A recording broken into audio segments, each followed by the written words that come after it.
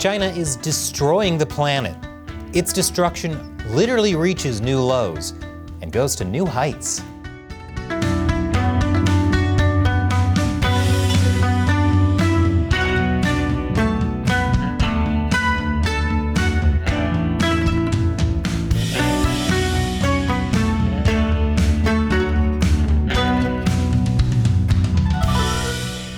Welcome to China Uncensored. I'm Chris Chappell. For years, people have been saying that the world needs to cooperate with China to combat climate change due to its role as the largest emitter of greenhouse gases, which is like saying we need to cooperate with an arsonist to prevent forest fires. Maybe cooperate isn't the right word, guys. For example, U.S. Special Climate Envoy John Kerry says we need China. And U.S. Energy Secretary Jennifer Granholm says the U.S. can learn from what China is doing on climate change. The Chinese Communist Party loves it when American elites say things like that. China's leader Xi Jinping has claimed he will prioritize the environment, protect nature, and promote green lifestyles. For years, people kept saying the Chinese Communist Party surely cares about combating climate change because it's in their interests. Then again, not lying about COVID or letting it spread across the globe should have been in their interest too, so there's that. In reality, the Chinese Communist Party's rhetoric doesn't match up with their actions. They've always been prioritizing manufacturing and economic growth. And when it comes to the environment, they don't care about places that aren't China. Heck, the CCP doesn't care about places that are China. If you don't love yourself, how can you ever learn to love someone else? I've mentioned in previous episodes how China continues to make air quality worse by pumping out even more carbon emissions despite pledges not to, and how China devastates the world with its dams, fishing fleets, deforestation, rare earth mining in places like Mongolia and the DR Congo, and cheap knockoffs. I ordered Chuck Taylors and they're polluting my feet with Tuck Chailers. If you want to learn more about these specific points, I'll leave a link below to an episode about that.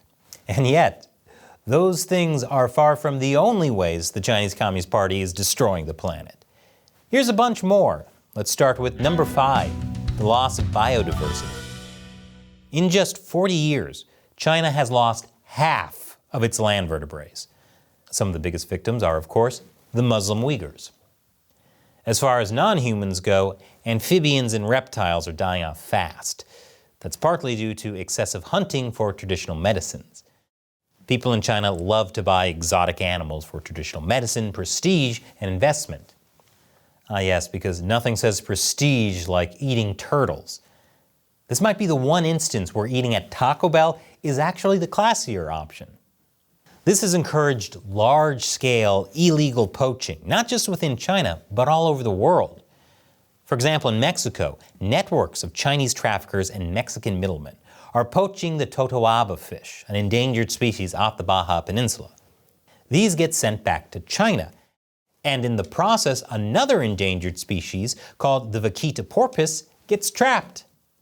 So they're wiping out one species for their supposed benefit, while at the same time wiping out another species for the love of the game? And people wonder why I think the CCP is cartoonishly evil. They're literally Captain Planet villains at this point.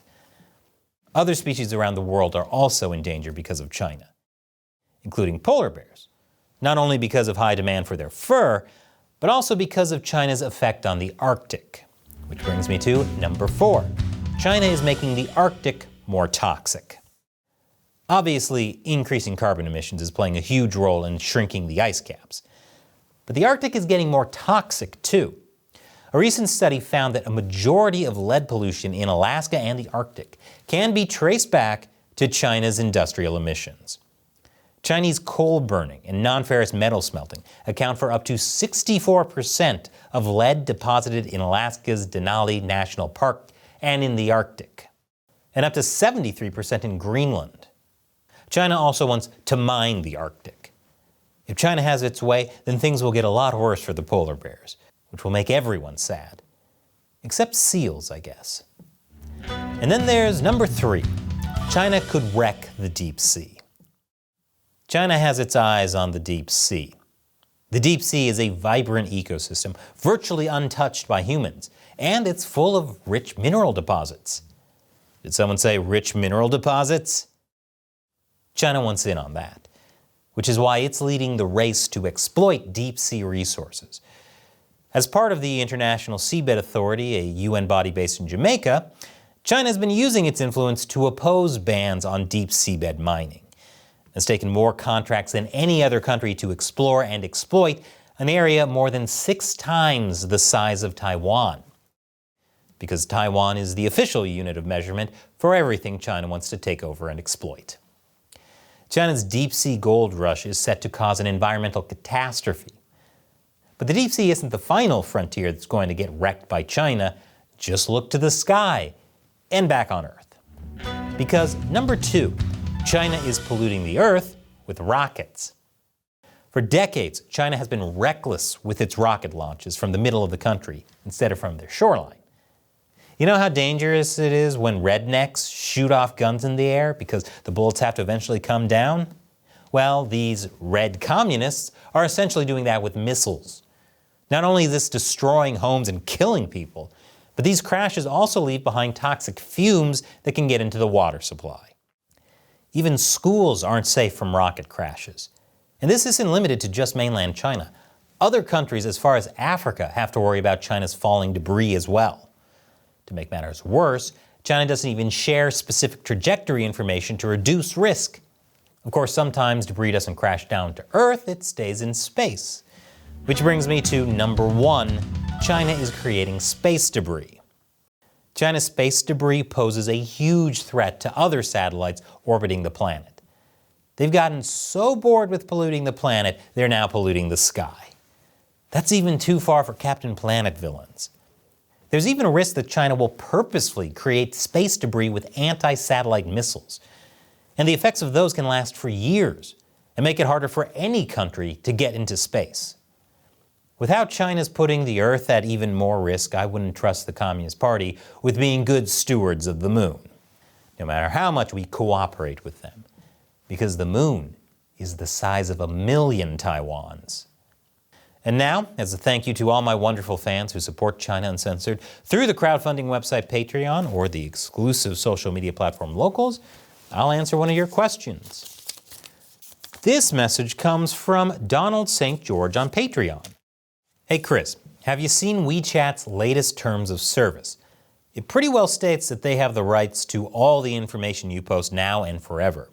Is this even legal in North America? Well, that's another thing China's polluting, social media. It's not illegal for WeChat to keep your data. Facebook keeps your data too, and Facebook is an American company. But WeChat is even worse. Not only does it collect what you post, but it can also track your location at any time, access your contacts, and even activate your camera and microphone. And WeChat will directly share all this data with the Chinese government. You know, the government that locks up dissidents and kills them for their organs? So my advice is, don't use WeChat. Ever. WeChat is so dangerous, I did an entire episode on it back in 2017. The link is below. Thanks for your question, Don, and thank you to everyone else who supports China Uncensored through Patreon. Join us on Patreon and get some cool perks, including me answering your questions on the show. Check out patreon.com/China Uncensored to learn more. Once again, I'm Chris Chappell. Thanks for watching China Uncensored.